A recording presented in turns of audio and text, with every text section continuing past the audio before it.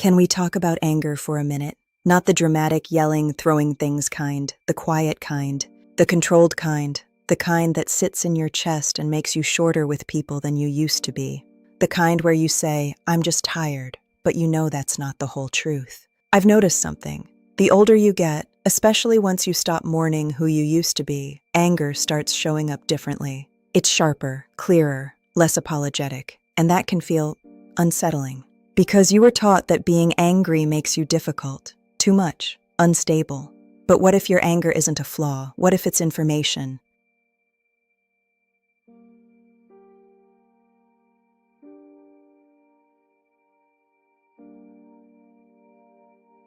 Here's what I've realized about anger. It rarely shows up first. It's usually the last emotion in the room. Before anger, there was disappointment. Before disappointment, there was expectation. Before expectation, there was hope. Anger is what happens when hope doesn't get handled carefully. And if you're honest, a lot of your anger isn't about one moment. It's cumulative. It's the years of staying quiet. The times you swallowed what you really wanted to say because it wasn't worth the fight. The relationships where you overextended yourself to prove you were understanding. The moments you betrayed your own boundaries just to keep things smooth. That builds. You don't feel it immediately. You tell yourself you're mature, flexible, easygoing. Until one day, something small happens, and your reaction surprises even you. You snap quicker than you meant to. You withdraw faster than you used to. You feel this heat in your chest and think, where did that come from? It didn't come from nowhere. It came from accumulation. And here's the uncomfortable part. Some of that anger is toward yourself, for allowing things, for tolerating things, for staying longer than you should have. That's a hard truth to sit with, but it's honest.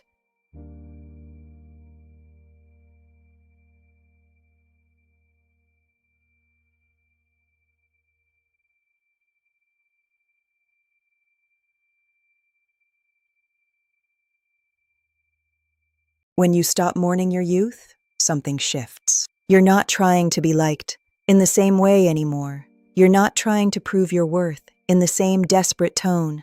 You start seeing patterns more clearly, and clarity can make you angry. Because now you realize what you were settling for. Now you see where you shrank. Now you understand that some situations weren't confusing. They were misaligned.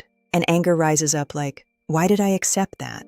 That question can either destroy you or refine you. It depends on what you do with it. Because anger has two directions: outward, where you blame everyone else and burn bridges without thinking, or inward, where you shame yourself and spiral into regret.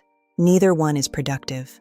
But there's a third option people don't talk about enough. Channel it. Let it clarify your standards. Let it define what you will and will not tolerate going forward.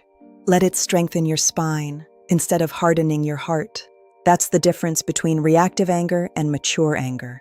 One explodes, the other recalibrates. I'll say something else that might hit. Sometimes we think we've healed something.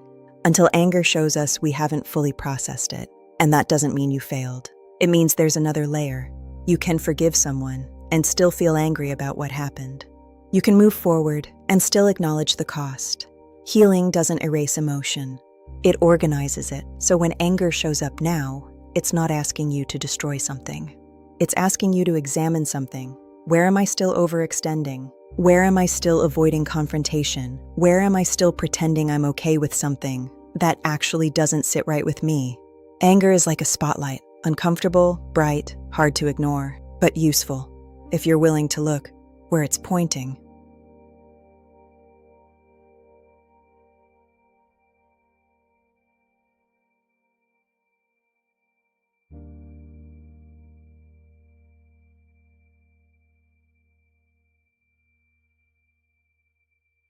Here's the shift. Anger isn't the enemy. Uncontrolled reaction is. There's power in being able to say, that didn't sit right with me. There's a pattern here I'm not okay with. I'm not available for that anymore, calmly, without theatrics, without guilt. That's growth. You don't have to explode to be taken seriously. You don't have to suppress it to be mature. You can feel anger and still choose a measured response. That's regulation. That's strength. And honestly, the fact that you feel anger now about things you once tolerated is proof you've evolved. It means your standards have risen. It means your self-respect has deepened. It means you're no longer willing to abandon yourself for the sake of comfort. That's not something to be ashamed of. That's something to refine. Because the goal isn't to eliminate anger. It's to let it inform you without controlling you. Let me ask you something directly. If you removed guilt from the equation, what would your anger be trying to tell you right now? Not the surface complaint, the deeper message. Is it telling you to speak up, to leave, to set a boundary, to stop overgiving, to forgive yourself? Sit with that. Because anger that gets ignored turns into bitterness, but anger that gets understood turns into clarity, and clarity changes everything. Here's the part most people don't expect. Once you start honoring your anger instead of suppressing it, doubt shows up. You start questioning yourself. Am I overreacting? Am I being too harsh? Am I making the right move? And that internal questioning can feel just as destabilizing as the anger itself. So in the next one, we need to talk about doubt. Because doubt doesn't always mean you're wrong. Sometimes it means you're stepping into unfamiliar strength. And that's a whole different conversation to shift.